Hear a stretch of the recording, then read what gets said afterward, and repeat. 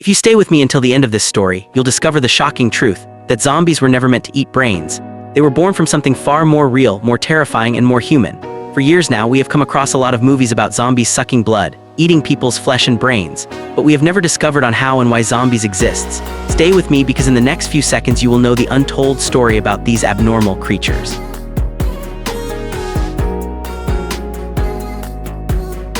The story of zombies begins not in Hollywood, but in Haiti, a place where African spirituality met the cruel reality of slavery. The word zombie, or zombi in Haitian Creole, has ancient roots. It comes from the Congo word nzambi, meaning spirit of the dead. To the Congo people, this word didn't mean something monstrous, it was spiritual, sacred. It spoke of ancestors, of souls beyond death. When enslaved Africans were torn from their homeland and forced onto ships bound for the Caribbean during the 17th and 18th centuries, they carried more than just memories. They carried their beliefs, their rituals, their gods. These beliefs, when mixed with the harsh life on the plantations and the Catholicism of the colonizers, gave rise to a new faith, Vodou. Vodou was not about darkness or demons, as Western films later claimed. It was a belief system built around balance between the living and the dead, the material and the spiritual. Every ritual, every dance, every drumming rhythm connected the human soul with the unseen world. In Haitian Vodou, the zombie wasn't a monster, it was a warning. According to legend, a bakar, a Vodou priest who walked the line between life and death, could capture a person's soul and reanimate their body. The body, now an empty vessel, became a zombie. But here's what's chilling. For the enslaved Africans, this wasn't fiction. This was the ultimate fear, not dying, but being stripped of freedom even after death, to live without will, without a soul, forever serving another's command. The zombie was never about death, it was about the fear of eternal slavery. The enslaved believed that after death, their souls would return home to Africa unless a bakar trapped them.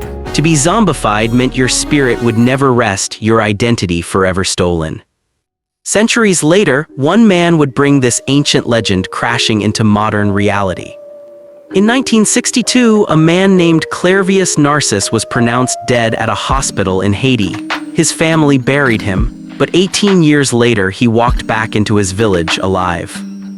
Imagine that! You bury your brother, mourn his death, and almost 2 decades later, he walks through your door, breathing, speaking your name. Sometimes the story is terrifying, but that is the truth you need to know. Narcissus claimed that a bakar had poisoned him with a mysterious powder that made him appear dead, slowing his heartbeat until even doctors believed he was gone. After burial, the bakar dug him up and enslaved him on a distant plantation where he worked with others like him, silent, emotionless under the spell of control. For years, he twirled like a ghost, his mind trapped, his body enslaved. Only when the bakar died did Narcissus regain his senses and his freedom. When the story reached the world, it caused shock and disbelief. Harvard scientist Dr. Wade Davis traveled to Haiti to investigate the truth behind the zombie powder. What he found was even stranger than fiction. He discovered that the powder contained tetrodotoxin, a deadly neurotoxin found in pufferfish.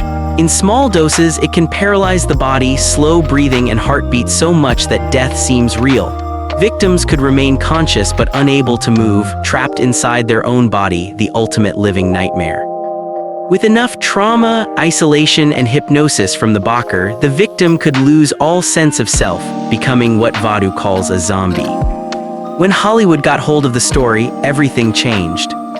In 1932, the movie White Zombie introduced the Haitian concept to America, but something got lost in translation.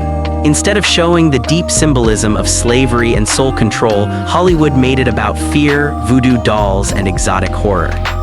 By 1968, George A. Romero's Night of the Living Dead redefined the creature completely. No longer under magic or spirits, zombies became cannibalistic corpses driven by hunger, infection, and apocalypse. The zombie was reborn as a metaphor for modern chaos. The meaning shifted from the pain of enslavement to the panic of social collapse, from losing your soul to losing civilization. But look closer and you'll see something familiar. Even these modern zombies, mindless crowds consumed by hunger, destroying everything in their path, still mirror something deeply human. They reflect our fears of losing control, individuality, and empathy. Even today, the zombie still holds a mirror to humanity. In Haiti, the idea of zombies still lingers not as monsters but as metaphors. To call someone a zombie means they've been stripped of agency, controlled by power, or enslaved by systems beyond their will. In the modern world, that symbolism continues. Zombies now represent our fears of technology controlling us, our addiction to social media, our mindless consumerism. Think about it: scrolling endlessly, consuming without purpose, disconnected from others. We become what we fear, living bodies without spirit. Before they were monsters, they were metaphors. The undead once spoke for the enslaved. Their story was born not in nightmares, but in history, in pain, in resistance, in the human need to explain suffering when words were forbidden. So, the next time you see a zombie movie, remember this: behind every shuffling corpse on screen lies a real story of stolen freedom, of cultural survival, of people who turned horror into meaning. Tell me if losing your freedom means losing your soul. Aren't we all just one step away from becoming zombies?